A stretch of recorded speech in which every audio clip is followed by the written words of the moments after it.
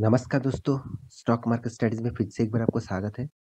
तो आज मैं बात करने वाला हूँ एक रियलिटी सेक्टर के एक दिग्गज कंपनी के बारे में। तो कंपनी के नाम आप पहले ही देख चुके हैं डीएलएफ। तो डीएलएफ इंडिया का लार्जेस्ट रियलिटी सेक्टर का कंपनी है। मतलब जितने सारे रियलिस्टिक का बिज़नेस करते हैं, जितने सारे कंपनीज़ हैं, उनमें से देखा जाए कंपनी नंबर 1 पोज़ीशन में है। तो इस कंपनी के बारे में आज बात करूँगा। क्योंकि कंपनी की तरफ से एक बहुत गुड न्यूज़ आ चुके हैं, साथ ही साथ एक बड़ा टारगेट भी इस कंपनी को रखा गया है। तो कौन टारगेट रखा है, कितना दूर टारगेट रखा है, उसके बारे में ज़रूर बात करूँगा। और आप स्विंग ट्रेडिंग करना चाहते हैं, शॉर्ट टर्म ट्रेडिंग करना चाहते हैं, तो इस तरीके से टारगेट को आप फॉलो कर सकते हैं, मगर मैं ज़रूर कहूँगा ब्लाइंडली इस तरीके से टारगेट को मत फॉलो करिएगा। एक बार पूरा डिटेल्स चेक करिएगा, उसके बाद निवेश करने के लिए सोचिएगा। देखिए, मैं इस तरीके से टारगेट को फॉलो नहीं करता, क्योंकि मैं खुद एनालिसिस करता हूँ और मैं लॉन्ग टर्म के लिए ज़रूर काम करता हूँ, इंट्राडे में भी काम करता हूँ। तो आप भी इंट्राडे में काम करते हैं तो नीचे सारे के सारे लिंक आपको मिल जाएगा, उस लिंक में जाकर जॉइन हो सकते हैं। हमारा जो ग्रुप है, हमारे जो टीम मेंबर्स हैं, वहाँ से आपको जॉइन करा देंगे। तो डीएलएफ के बारे में जो डिटेल्स है, इसी के बारे में बात करूँगा, तो वीडियो को लास्ट तक देखना और अभी तक आपने इस चैनल को सब्सक्राइब नहीं किया तो फटाफट सब्सक्राइब कर लीजिएगा। तो चलो देख लेते हैं डीएलएफ का कौन-सा वो न्यूज़ है। तो देखिए, मैं आज के दिन मार्केट जब क्लोजिंग हुआ देखा जाए तो करीबन-करीबन 10 और 15% निफ्टी डाउनफॉल लेकर ही क्लोजिंग हुआ था। मतलब एक पॉजिटिव में था, फिर से 15-20% तक नेगेटिविटी लेकर ही क्लोजिंग हुआ। देखिए, इस तरीके से आज तो बहुत ज़्यादा वोलेटिलिटी था मार्केट में। तो इसके चलते हुए बहुत सारे स्टॉक में वोलेटिलिटी भी देखने को मिला। सिर्फ़ के सिर्फ़ मुझे रियलिटी सेक्टर में ही अच्छा खासा परफॉर्मेंस देखने को मिला। क्योंकि देखिए, मैं यहाँ पे इंडाइसेस के ऊपर आ चुका हूँ। देखिए, जितने सारे सेक्टर वाइज़ इंडाइसेस हैं, आप खुद ही देख लीजिए। सारे के सारे इंडाइसेस बैंकिंग सेक्टर में तो नेगेटिव है, ऑटो में भी नेगेटिव, फाइनेंस सेक्टर में नेगेटिव। हाँ, एफएमसीजी में थोड़ा छोटा-मोटा यहाँ पे पॉज़िटिव है, आईटी में भी नेगेटिव है और यहाँ पे देखिए मीडिया में भी पॉज़िटिव है, बाकी सारे के सारे पॉज़िटिव है। और सबसे ज़्यादा पॉज़िटिव है निफ्टी रियलिटी। मतलब जितने सारे रियलिटीज़ कंपनी है, जितने सारे रियलिस्टिक का बिज़नेस करते हैं, वो सारे कंपनी के ऊपर आज पॉज़िटिविटी था। और उनमें से आज के दिन मार्केट लीडर कौन था, वो भी आप देख लीजिए। यहाँ पे देखिए डीएलएफ। डीएलएफ करीबन-करीबन 6% तक तेज़ी देखने को मिला। बहुत दिनों के बाद डीएलएफ में आपको 6% तक तेज़ी देखने को मिला है। क्योंकि देखिए रियलिस्टिक का बिज़नेस जो है, वो अभी चलने वाले हैं। क्योंकि रिस्ट्रिक्शन के चलते हुए, लॉकडाउन के चलते हुए रियल एस्टेट का बिज़नेस का बहुत बड़ा प्रेशर देखने को मिला था। क्योंकि देखिए लोग घर से बाहर नहीं निकल पाएँगे, तो लोग कैसे घर बनाएँगे और फ्लैट भी खरीदारी करेंगे, तो किस तरीके से होगा? तो इसलिए उसको खरीदने के लिए तो घर से लोगों को बाहर निकलना पड़ेगा, साथ ही साथ घर लोगों के हाथ में पैसा रहेगा तभी तो वो इस तरीके से खरीदारी करेंगे। तो मेरे हिसाब से जिस तरीके से इंडिया ग्रोथ कर रहा है और गवर्नमेंट भी उसी के ऊपर फोकस रख के जो बजट पेश किया है, तो बजट के हिसाब से देखा जाए तो ऑब्वियसली रियलिस्टिक जितने सारे बिज़नेस है और कंस्ट्रक्शन का जितने सारे बिज़नेस है, उसके ऊपर बहुत फ़ायदा होने वाला है।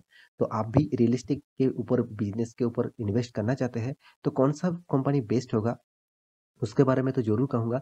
तो आज मैं बात करने वाला हूँ डीएलएफ के बारे में, क्योंकि आप खुद ही देख लीजिए, यहाँ पे देखिए शोभा सनटेक डीएलएफ सारे के सारे कंपनीज़ आज बहुत सारा पॉज़िटिव है। ओबेरॉय होटल, गोदरेज प्रॉपर्टीज़ मेरे सबसे पसंदीदा स्टॉक गोदरेज प्रॉपर्टीज़, ये भी आज पॉज़िटिव में था। हाँ, लोधा ग्रुप उतना ख़ास परफ़ॉर्मेंस नहीं दिखा पाया।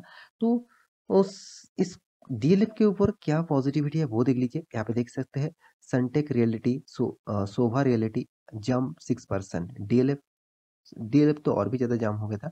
यहाँ पे थोड़ा-सा यहाँ पे न्यूज़ चैनल के माध्यम से डेटा जब आया था, यहाँ पे न्यूज़ कौन-सा है सीएनबीसी। आप खुद ही देख लीजिए सीएनबीसी 18 टीवी, तो जब न्यूज़ पब्लिश किया था तब इसका परसेंटेज 5% था और उसको भी ब्रेक किया। डीएलएफ नंबर 1 पोज़ीशन में आज के दिन में क्लोजिंग हुआ है।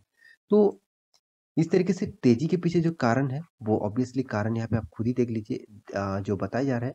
क्योंकि देखिए रियलिटी बिज़नेस में यहाँ पे देखिए अ इंक्रीज़िंग हाउसिंग डिमांड, मतलब जो हाउस का जो डिमांड है, वो धीरे-धीरे बढ़ते जा रहा है। मतलब बढ़ने को जो चांसेस था, वो अभी दिख रहा है। तो इसलिए जो डिमांड है, वो डिमांड बढ़ेगा तो उसके लिए सप्लाई भी बढ़ेगा। तो सप्लाई जब बढ़ेगा, कंपनी का अर्निंग भी बढ़ेगा। तो द सेक्टर यहाँ पे देखिए सेक्टर जो है सेक्टरल जो निफ्टी रियलिटी जो सेक्टर है, वो करीबन आज के दिन 3% तक तेज़ी देखने को मिला। ऑब्वियसली 3% से भी ज़्यादा है। मैं एक बार देख लेता हूँ, हाँ 3% है। तो 3% तक आज तेज़ी देखने को मिला। उसके पास्ट जो 5 दिन जो लॉसेस चला था उसको रिकवरी करके 3% से ज़्यादा तेज़ी देखने को मिला। उसके पीछे ऑब्वियसली कारण है, वो है गवर्नमेंट। गवर्नमेंट इसके ऊपर बहुत ज़्यादा फ़ोकस रख रहे हैं क्योंकि रियलिटी और रियलिस्टिक बिज़नेस के ऊपर और कंस्ट्रक्शन के बिज़नेस के ऊपर ज़्यादातर फ़ोकस गवर्नमेंट के है। तो इसीलिए और डिमांड भी बहुत ज़्यादा हो रहा है रियलिटी बिज़नेस के ऊपर। तो ऑब्वियसली सारे के सारे रियलिटी कंपनी के ऊपर अच्छा खासा फ़ायदा ज़रूर होगा। तो यहाँ पे डीएलएफ के ऊपर क्यों मैं आज बात कर रहा हूँ, क्योंकि डीएलएफ के ऊपर एक नया टारगेट रखा गया है, वो टारगेट भी देख लीजिए। तो यहाँ पे डीएलएफ के ऊपर जो टारगेट रखा गया है, वो बहुत शानदार टारगेट रखा गया है, 486। और वो भी देखिए पिछले दिनों में इस डेटा को पब्लिश किया था। टारगेट प्राइस रखा गया है 486, वो भी कौन रखा? HDFC security. आप सभी जानते हैं एचडीएफसी खुद एक हाउसिंग डेवलपमेंट कंपनी है, मतलब हा हाउसिंग डेवलपमेंट फाइनेंस कंपनी है। तो जो कंपनी लोन प्रोवाइड करते हैं हाउसिंग के ऊपर, मतलब रियलिटी बिजनेस के ऊपर ही ज़्यादातर लोन प्रोवाइड करते हैं, तो उसको तो ज़्यादा पता ही होगा कि कौन सा कंपनी किस तरीके से भागेगा। तो उन्होंने टारगेट रखा है, तो एक पॉजिटिविटी आपको ज़रूर सोचना चाहिए। फिर भी देखिए मैं बार-बार आपको एक ही चीज़ बोल रहा हूँ, आप रिसर्च ना करके कोई भी स्टॉक में ब्लाइंडली निवेश मत कर दीजिएगा। तो चलो देख लेते हैं कौन सा टारगेट रखा है और अभी क्या प्राइस रेंज चल रहा है। डीएलएफ का आज के दिन का जो प्राइस है वो 344 और इसका टारगेट रखा है कितना, देखिए 486, मतलब 140 मतलब 140 रुपीस का टारगेट रखा गया है। बहुत बड़ा टारगेट रखा गया है। 337 से 486, मतलब एक बहुत बड़ा टारगेट कंपनी ने रखा है। तो क्या आपको इस टारगेट को फॉलो करना चाहिए? उसके ऊपर बात करने से पहले मैं कंपनी के ऊपर कुछ इन्फॉर्मेशन आपको दिखाना चाहता हूँ। सबसे पहले जो इन्फॉर्मेशन, कंपनी देखिए 18 अक्टूबर में हाई किया था 449 और लो किया था 22 अप्रैल 231। और कंपनी का जो यहाँ पे आप खुद ही देख लीजिए, कंपनी का जो डिलीवरी रिपोर्ट है वो 22% डिलीवरी कंपनी ने उठाया है, वो भी आज के दिन। और कंपनी के बारे में बात करूँ तो कंपनी सब इंडिया का लार्जेस्ट और सबसे बड़ा कंपनी है। 85,000 करोड़ का मार्केट कैपिटलाइजेशन है इसके पास। और रिटर्न ऑफ इक्विटी और रिटर्न ऑफ कैपिटल एम्प्लॉयड बहुत बहुत लो लेवल में है। तो कंपनी के पास कर्जा भी देखिए 5,000 करोड़ का कर्जा है। देखिए उतना ज़्यादा भी कर्जा नहीं है। फिर भी देखिए एनुअली इनकम जो है वो 1,000 करोड़ है, कंपनी का हाथ 1,500 करोड़ है। कंपनी का डेप्थ ऑफ इक्विटी, मतलब कंपनी जो कर्जा लेके रखा है उसका पर इक्विटी के हिसाब से 0.16 रुपीज का डेप्थ है। तो उतना ज़्यादा भी डेप्थ नहीं है। तो पर शेयर में 1.16% का डेप्थ, मतलब बहुत कम डेप्थ माना जाता है।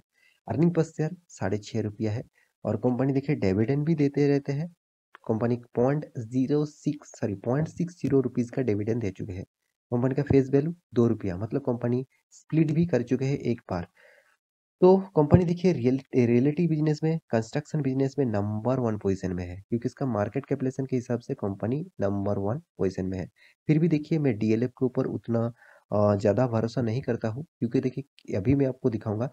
मैं ज़्यादा भरोसा गोदरेज प्रॉपर्टीज, ओबेरॉय रियलिटी और जो माइक्रोटेक डेवलपर अभी फिलहाल के लिए मार्केट में आया है उसके ऊपर भी मेरा फोकस है।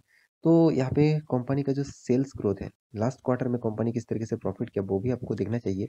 कंपनी लास्ट क्वार्टर में देखिए 379 करोड़ का प्रॉफिट किया, जो पिछले सालों में सेम टू सेम प्रॉफिट किया था। पिछले क्वार्टर में भी सेम टू सेम प्रॉफिट किया था। तो इसका प्रॉफिट लेवल एक ही लेवल में मुझे देखने को मिला है। हाँ, कोरोना के सिचुएशन में कंपनी लॉस किया था, बहुत अच्छा खासा लॉस हुआ था, क्योंकि घर से लोग बाहर निकल नहीं पाए, तो कंपनी मतलब कंपनी के ऊपर प्रॉफिट कहाँ से होगा। तो कंपनी साल भर की बात करूँ तो साल भर में देखिए हर साल में कंपनी प्रॉफिट किया, सिर्फ 2020 में कंपनी ने लॉस किया। तो आपको किस तरीके से रिटर्न दिया वो भी तो आपको देखना चाहिए। देखिए कंपनी का जो परफॉर्मेंस है, 10 साल में 4%, 5 साल में 17%, 3 साल में 24% और 1 साल में 6% तक आपको रिटर्न दे चुके हैं। कंपनी का सेल्स ग्रोथ नेगेटिव में है, प्रॉफिट ग्रोथ ऑब्वियसली पॉजिटिव में है, और 10 साल में थोड़ा सा नेगेटिव था। और कंपनी का बाकी जो पैरामीटर है, कंपनी का रिजर्व रिजर्व देखिए हर साल कंपनी का रिजर्व बढ़ते जा रहा है, यही एक पॉजिटिव है कंपनी के लिए, क्योंकि रिजर्व बढ़ेगा तो कंपनी के लिए फायदा भी बढ़ेगा। साथ ही साथ कंपनी का जो कर्जा वो भी आप देखेंगे तो कंपनी के पास कर्जा भी है। और कर्जा देखिए सबसे एक चीज मुझे इस कंपनी में अभी फिलहाल के लिए अच्छा खासा लग रहा है, पहले तो कंपनी के पास 21,000 25,000 करोड़ का टोटल कर्जा था। अभी फिलहाल के लिए 5,700 करोड़। मतलब कंपनी कर्जा धीरे-धीरे, धीरे-धीरे कम करने के लिए जा रहा है। तो अभी मैं इस कंपनी के ऊपर फोकस रख रहा हूँ। तो अभी तक मैं इस कंपनी के ऊपर निवेश नहीं किया हूँ, तो कंपनी का परफॉर्मेंस और भी स्ट्रॉन्ग दिखे, तो मैं इस कंपनी के ऊपर ऑब्वियसली निवेश करना चाहूँगा, क्योंकि फ्यूचर में रियलिस्टिक बिजनेस के ऊपर बहुत ज़्यादा फोकस होने वाला है, क्योंकि राकेश झुंझुनवाला जी ने खुद बताया है कि इंडिया जिस तरीके से ग्रोथ हो रहा है, उसके हिसाब से रियलिटी बिजनेस और भी बहुत आगे जाएगा और भी बहुत आगे बढ़ने वाले हैं। तो देखिए शेयर कंपनी का शेयर होल्डिंग पैटर्न के बारे में बात करें, तो प्रोमोटर के पास देखिए 74% होल्डिंग है। एक पॉजिटिविटी है। देखिए, अगर कंपनी खराब होता, तो एफआईएस और डीआईएस इतना माल नहीं उठाता। एफआईएस ने देखिए 16% तक होल्डिंग रखा, डीएस ने 3.5%, पब्लिक ने 5%। तो कंपनी के चार्ट पैटर्न के बारे में बात करूँ, तो मैं मैक्सिमम चार्ट पैटर्न आपको ओपन कर दूँ, तो देखिए टोटली देखा जाए तो डाउनफॉल। तो इस डाउनफॉल के लिए मैं अभी तक इस कंपनी के ऊपर निवेश नहीं करके रखा। हाँ, अगर कंपनी का हर क्वार्टर में प्रॉफिट में मुझे देखने को मिलेगा और धीरे-धीरे करके कंपनी का जो कर्जा है, वो थोड़ा-थोड़ा करके और भी कम होता होता जाएगा, तब मैं इस कंपनी के ऊपर ज़रूर निवेश करने के लिए सोचूँगा। फिलहाल के लिए मैं इस कंपनी के ऊपर निवेश नहीं करके रखा। मेरे जो पसंदीदा कंपनी है वो गोदरेज प्रॉपर्टीज़ है। मैं उसके ऊपर ज़रूर निवेश करके रखा हूँ। और फिर भी देखिए मैं ये नहीं कहूँगा कि डीएलएफ खराब कंपनी है। डीएलएफ भी बहुत ज़बरदस्त कंपनी है और इंडिया का नंबर 1 कंपनी आप बोल सकते हैं। तो आप इस कंपनी के ऊपर निवेश करके रखे हैं तो ऑब्वियसली होल्ड करिए, और आप इस टॉप लेवल में बाय करके रखा है तो आपके लिए बहुत अभी तक 40% तक नेगेटिव चल रहा है। तो अभी कंपनी के ऊपर आपको होल्ड करने से सिवाय और कुछ नहीं है। तो आशा करता हूँ सारी जानकारी आपको मिल चुका है। तो मेरे वीडियो अच्छा लगे तो लाइक करना, दोस्तों के साथ शेयर करना और इस चैनल को सब्सक्राइब भी करना। मिलते हैं नया स्टॉक लेके, तब तक के लिए अच्छे से रहिए। अपने ख्याल रखिए। Bye bye.